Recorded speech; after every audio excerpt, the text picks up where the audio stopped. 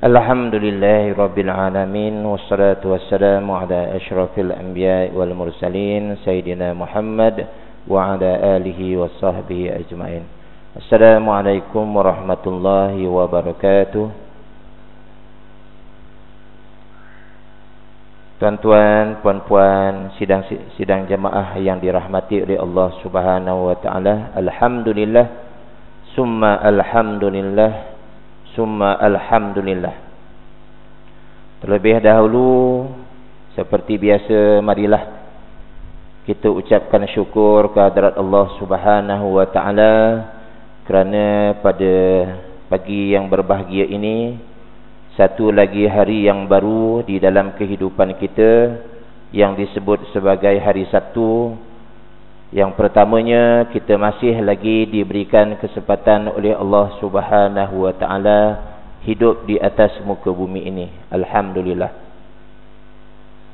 Yang keduanya, daripada ramai-ramai manusia yang duduk di atas muka bumi ini, kita terpilih untuk hadir di rumah Allah pada pagi ini, menunaikan solat subuh secara berjamaah. Sekaligus kita menidakkan apa yang dibuat oleh syaitan terhadap kita apabila kita tidur. Apabila kita tidur, maka syaitan akan ikat kita dengan 3 ikatan. Ikatan yang pertama akan dapat dibuka apabila kita bangun daripada tidur dan kita mengucap syukur kepada Allah Subhanahu wa taala. Ikatan yang kedua hanya akan terbuka apabila kita pergi ke bilik mandi masing-masing untuk mensucikan diri kita, termasuklah mengambil wuduk. Dan ikatan yang ketiga akan terbuka apabila kita menunaikan solat subuh secara berjamaah. Mudah-mudahan dengan ketiga-tiga ikatan itu terbuka, maka kita akan menjadi insan yang sehat tubuh badan dan kemudiannya dirahmati oleh Allah Subhanahu wa taala di dalam kehidupan kita, insya-Allah.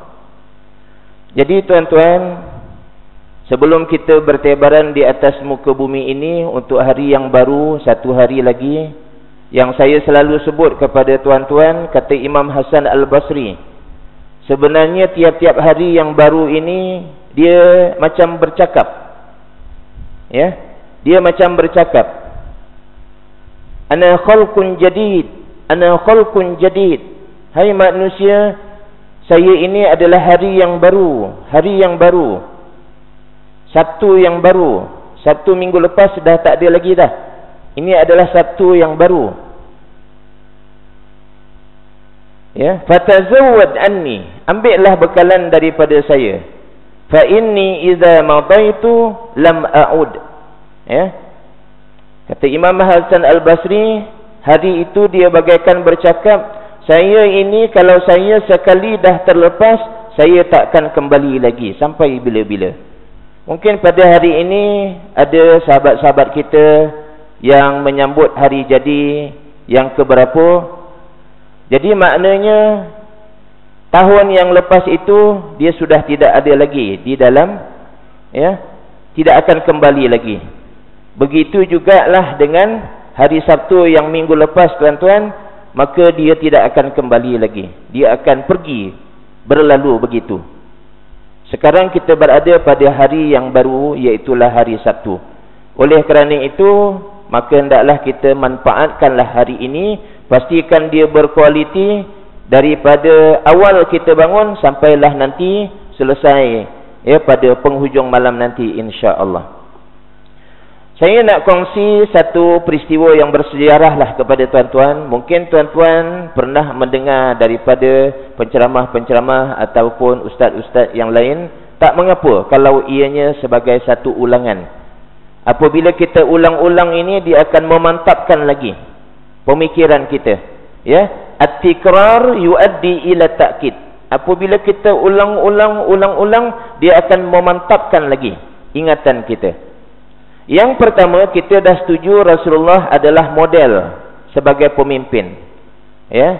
Dan di antara insan yang dapat sentuhan kepimpinan daripada Rasulullah sallallahu alaihi wasallam, walaupun jarak kehidupannya sangat panjang, iaitulah seorang pemimpin besar daripada kerajaan Utsmaniyah Turki, iaitulah Sultan Muhammad yang kedua, ataupun dikenali dengan Sultan Muhammad Al-Fatih.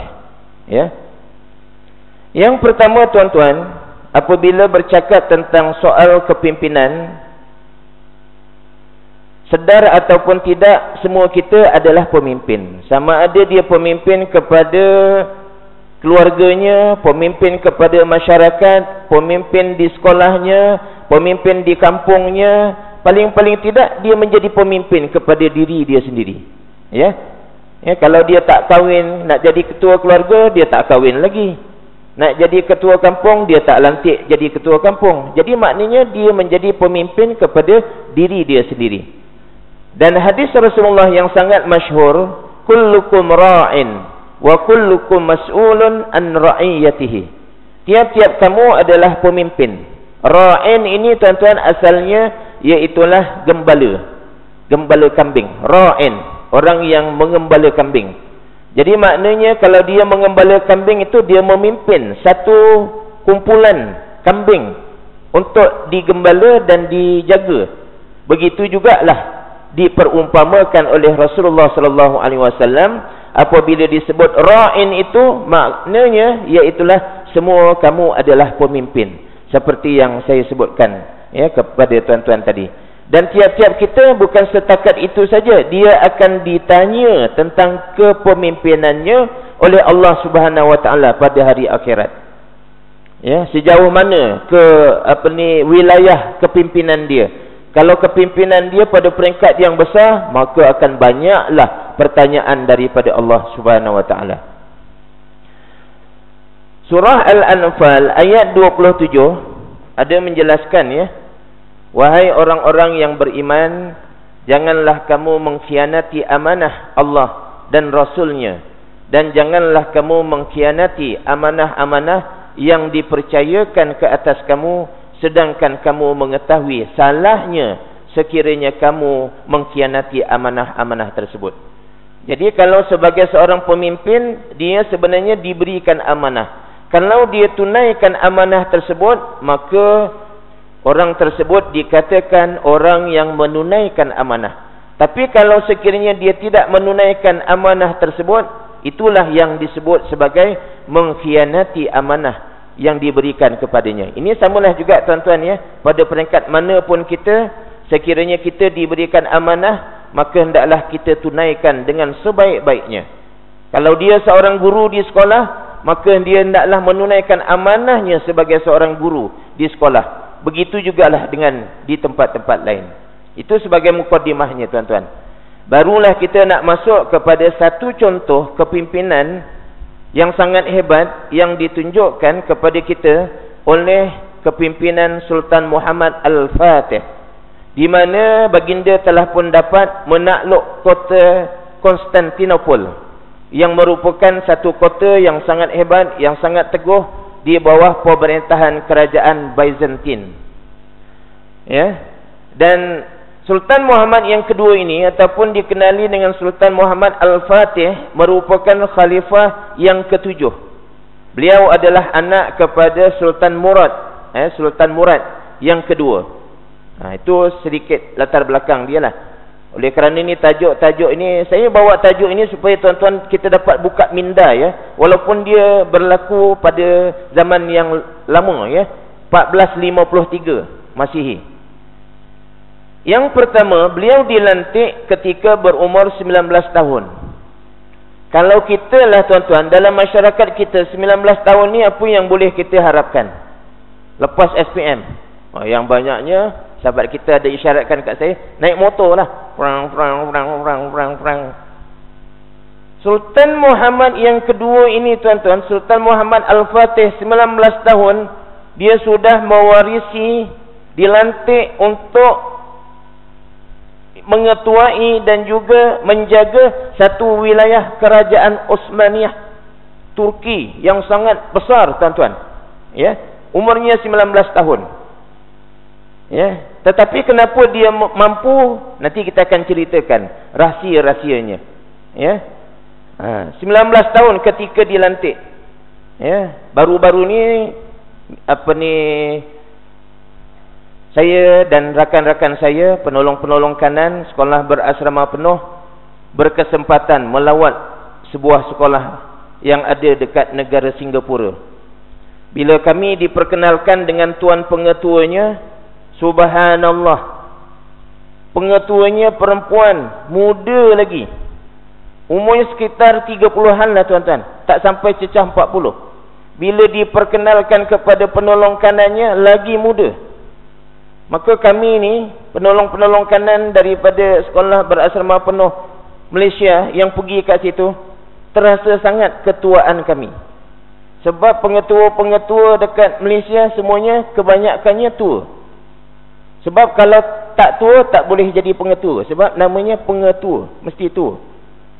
Subhanallah tuan-tuan, ya.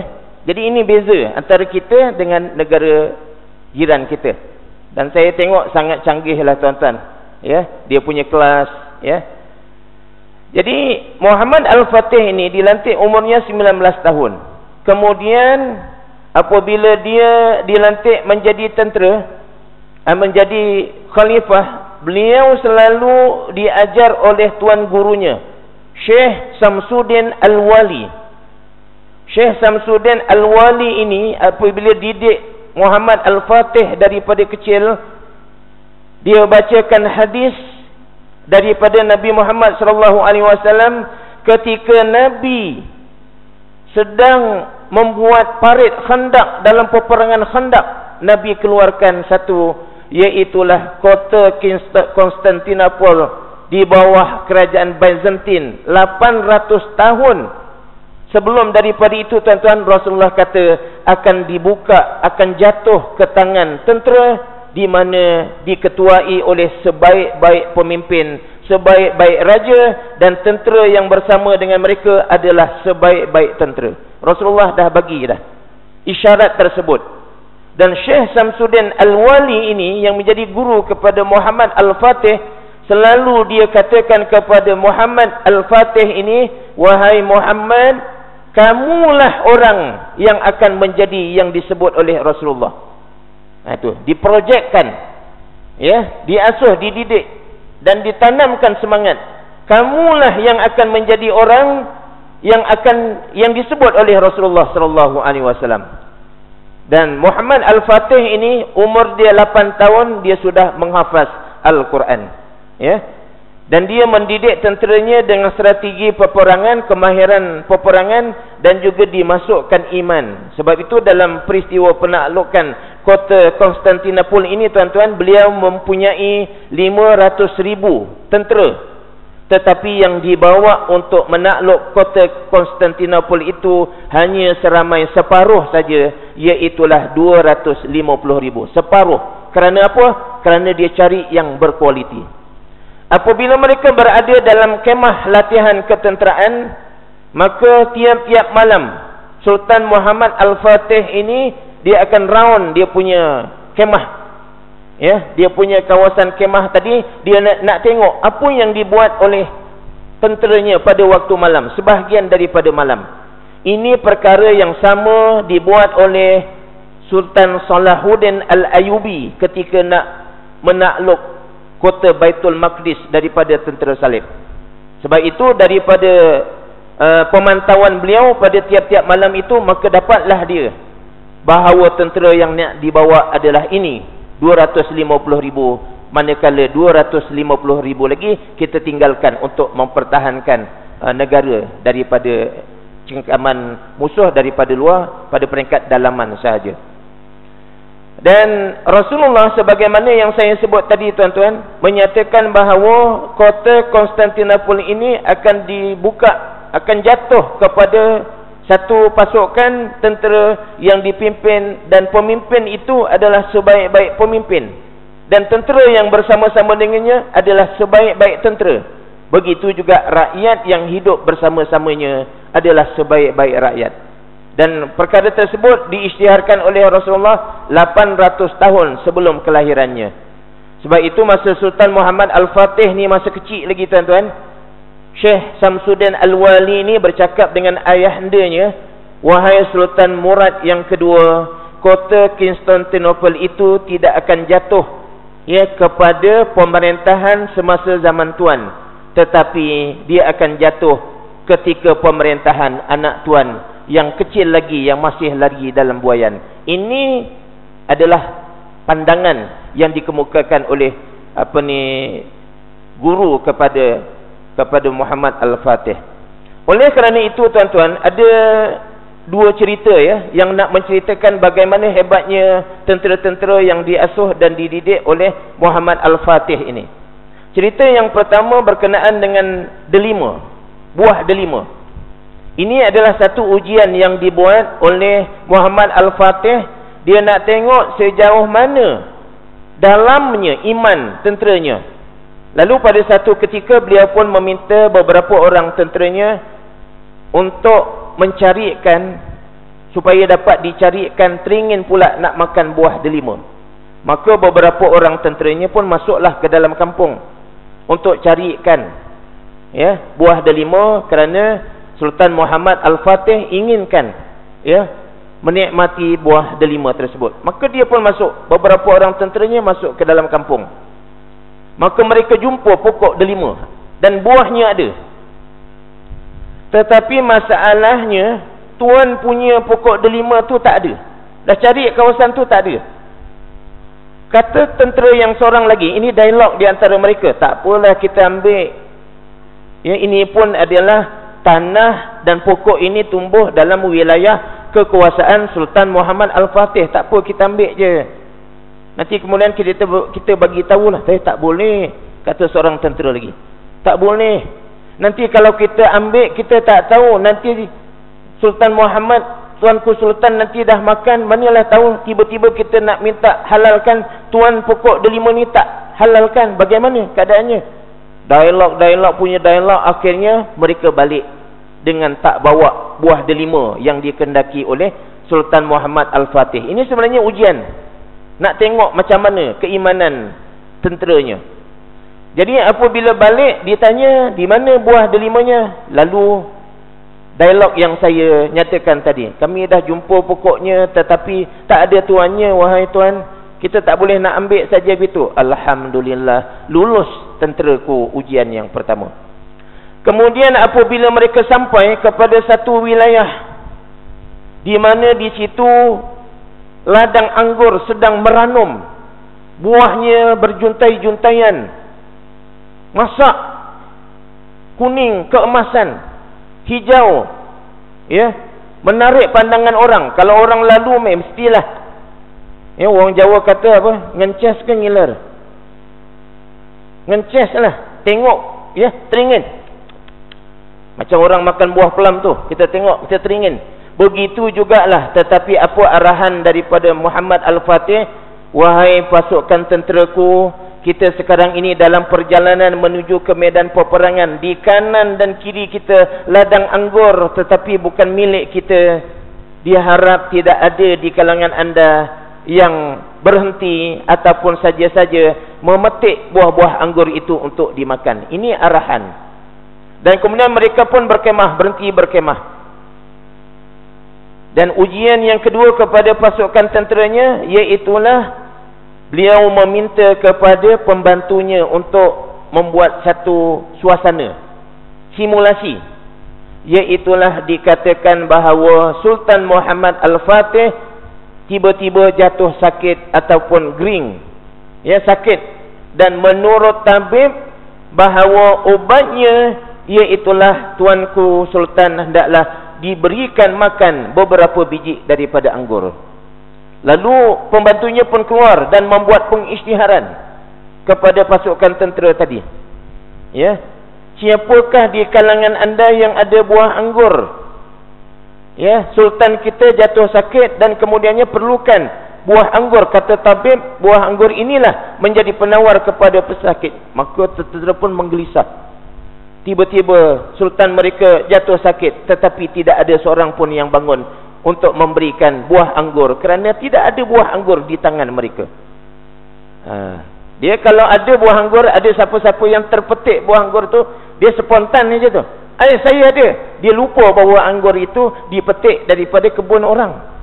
Tetapi bila tidak ada buah anggur itu, maknanya apa? Semua pasukan tentera itu akur dengan arahan daripada Sultan Muhammad Al-Fatih, dan kemudian barulah Sultan Muhammad Al-Fatih keluar memberikan ucapannya, inilah dia ujian kepada kamu yang saya cuba buat ujian kepada, dan anda telah pun lulus. Nanti kita akan tengok lagi tuan-tuan.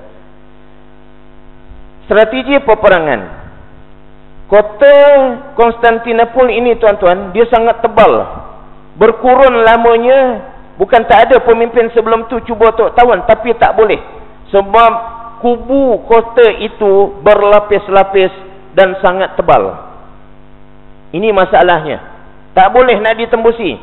Tetapi pemikiran daripada Sultan Muhammad Al-Fatih ini, dia mencipta, bukan dialah, dia minta kepada satu orang yang pakar buat meriam, namanya Orban.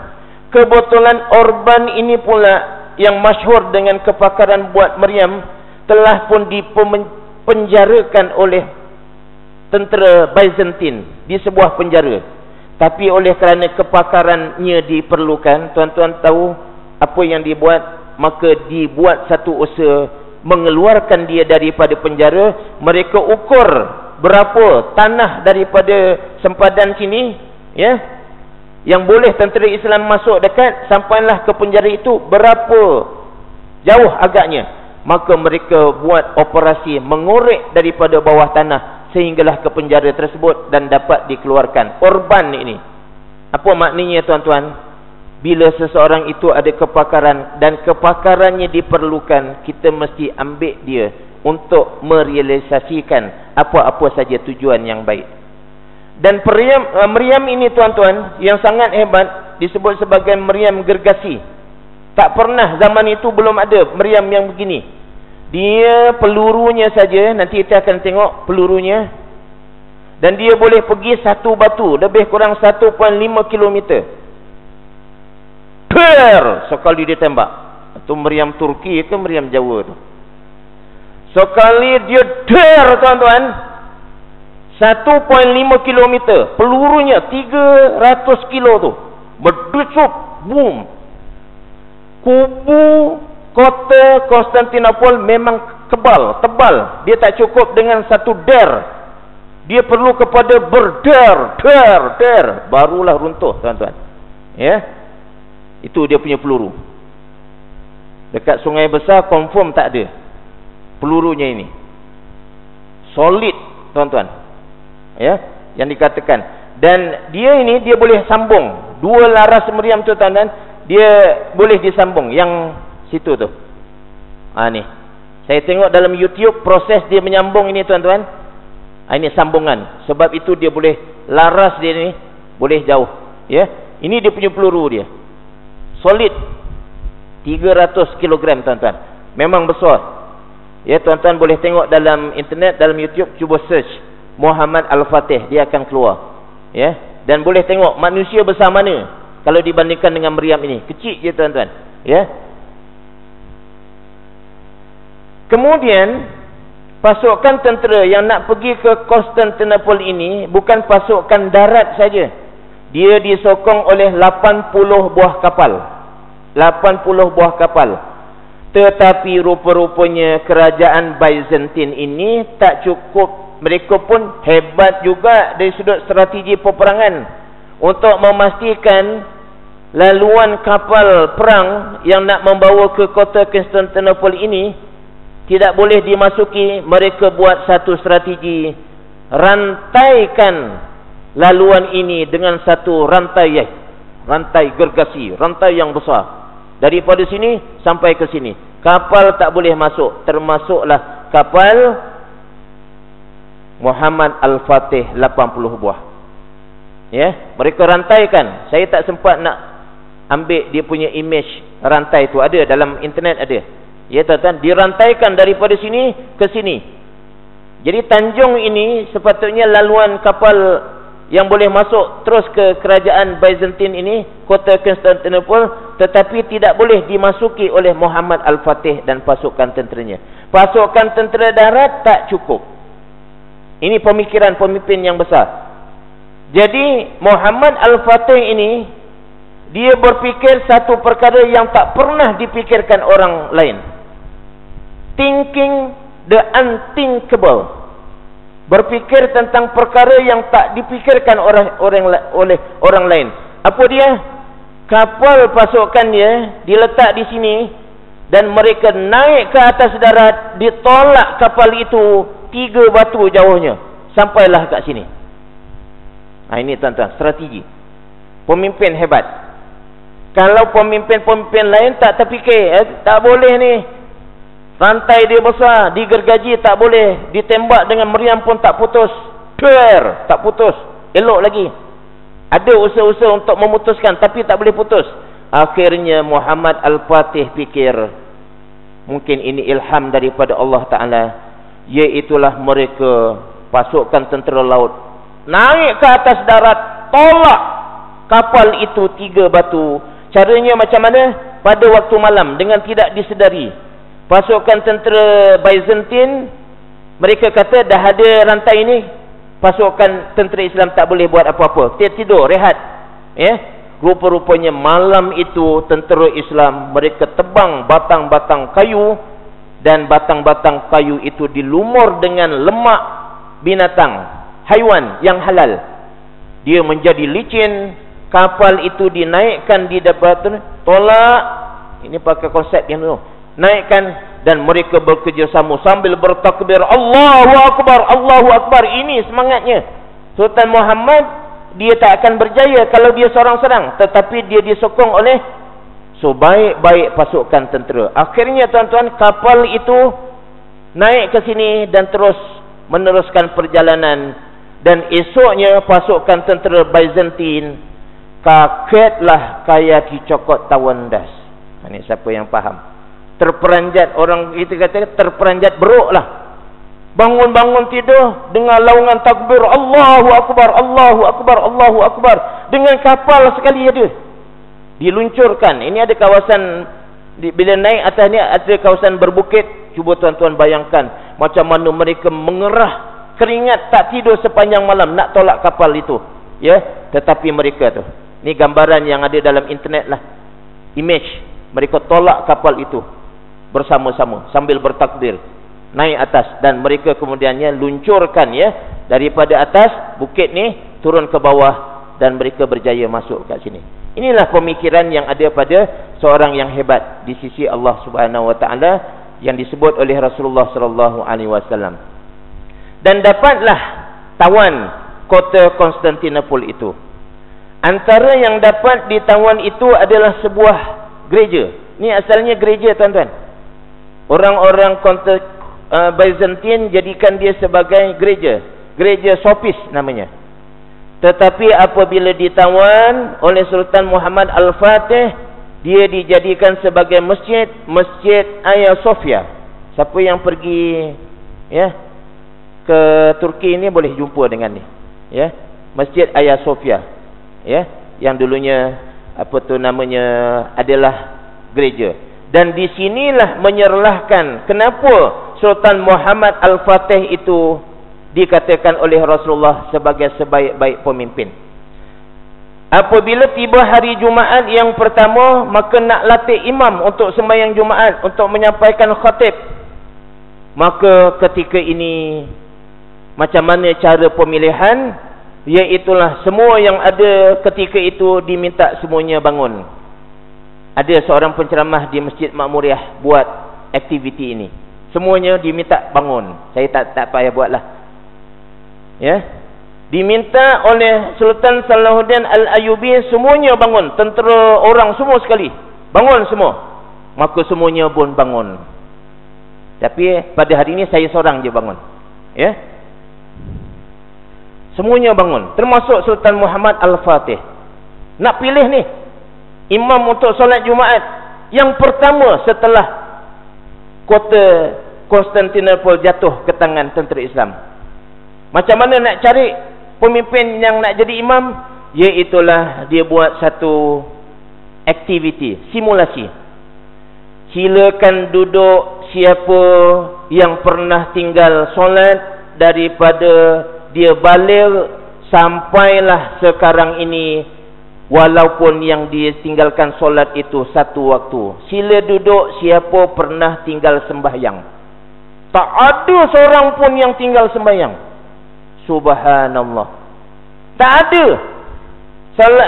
Muhammad Al-Fatih tak pernah tinggal sembahyang, dan 250,000 tenteranya seorang pun tak pernah tinggal sembahyang.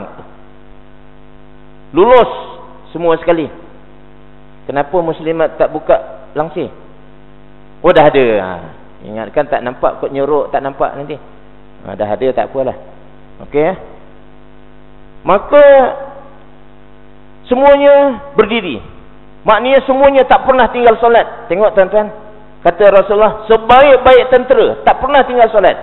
Kemudian silakan duduk siapa yang pernah tinggal solat sunat rawatib walaupun satu masa. Sebahagian ada yang duduk, tetapi ramai lagi yang berdiri. Apa maksud? Tenteranya tak pernah tinggal sembahyang, dan tak ada di kalangan mereka tak pernah tinggal sembahyang sunat rawatib, qabliyah, ba'diyah tu, sebelum selepas tu. Subhanallah. Dan yang ketiga, silakan duduk siapa yang pernah tinggalkan qiyamul lail, tahajud walaupun satu malam. Sekali ini semuanya duduk. Semuanya duduk. Maknanya pernah sekali, mungkin dua kali tinggalkan, mungkin 2 malam tak tinggal, mungkin 1 malam. Kecuali siapa? Kecuali Muhammad Al-Fatih. Dia seorang berdiri, dan dialah seorang yang tak pernah tinggal qiyamul lail, tahajud walaupun 1 malam. Allahu Akbar.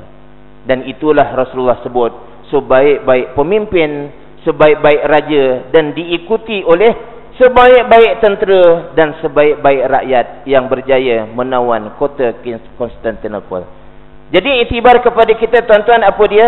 Kalau boleh kita jadi pemimpin yang cemerlang lah. Semuanya pemimpin. Apa antara yang kita nak belajar? Apa antara kita nak buat? 7 sunnah Rasulullah kalau boleh kita buat. Ini sebahagiannya alhamdulillah kita dah buat tuan-tuan. Yang pertama, tahajud qiyamul lail. Kalau dapat 2 rakaat sebelum daripada subuh pun okey dah tuan-tuan. Tapi kalau banyak lagi, alhamdulillah. Solat berjamaah, solat sunat duha. Waktu yang paling afdal lebih kurang pukul 10 lah tuan-tuan. Sentiasa berwuduk, sentiasa beristighfar, sentiasa bersedekah, sentiasa menghayati Al-Quran. Ya.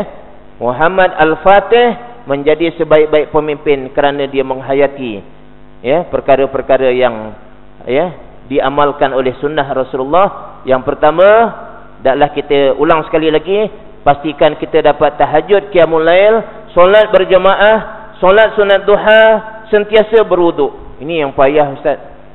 Payah sangat. Apa yang payahnya? Batal saja wuduk, ambil. Oh, payah ustaz. Orang perempuan, saya ceramah, orang perempuan tanya, kita orang macam mana ustaz? Kita orang perempuan macam mana? Macam itulah. Macam mana? Macam itulah. Dia sama saja lelaki dengan perempuan. Payah ustaz, orang perempuan payah. Bayangkanlah dekat pejabat macam mana? Macam itulah. Macam mana lagi? Payah ustaz, orang perempuan. Orang perempuan dia ada aksesorinya banyak. Ni, bedaknya. Nanti ambil wuduk, habislah bedaknya ustaz. Pakai bedak lagi. Gincunya ni ustaz, pakai gincu lagi kalau nak pakai. Payah ustaz, kalau payah tak payah pakai. Dia tuan-tuan, bila kita payah kita buat sesuatu tu, kita rasa payah, itu yang Allah Ta'ala sayang dengan kita tu. Qiyamul lail, tahajud memang payah lah tuan-tuan. Tetapi bila kita buat, Allah Ta'ala. Macam mana tentera Islam boleh menang? Kerana tentera Islam itu dekat dengan Allah, pertolongan Allah datang. Solat berjamaah memang payahlah. Solat sunat duha, orang bekerja. Saya ceramah dekat satu kampung, dia kata kami dalam kebun ustaz, macam mana nak sembahyang duha? Boleh. Air wuduk tak ada ustaz, bawa. Dua botol. Payahlah ustaz. Ya. Sejadah tak ada, daun pisang. Payahlah ustaz, macam tu payahlah. Ya. Seluruh nanti kotor, jatuh kena lumpur, lumpur tak kotor, bukan najis. Nanti ustaz tengah ngait sawit, berat sangat sawitnya, takut terkencing. Ini sikit. Bawa kain, salin kain. Payahlah ustaz, payah. Tak boleh lah. Apa yang payahnya? Nak tak nak saja solat sunat duha. Tapi kalau cikgu-cikgu dekat sekolah, no reason, tak ada alasan. Surau besar gedabak. Ya, nak tak nak je. Begitu juga dekat pejabat, ada ruang. Ya. Tapi agak-agaklah surau tak ada dekat pejabat. Ya. Ini orang apa semua bentas saja. Allahu akbar. Takut riak. Tengok aku, korang tak sembahyang duha. Tengok aku seorang je sembahyang duha ni kat dalam pejabat ni. Takut itu. Agak-agaklah. Mungkin carilah ada store kecil tepi tu. Ada kipas sikit. Allahu akbar. Orang pun tak nampak. Ini boleh tuan-tuan ya.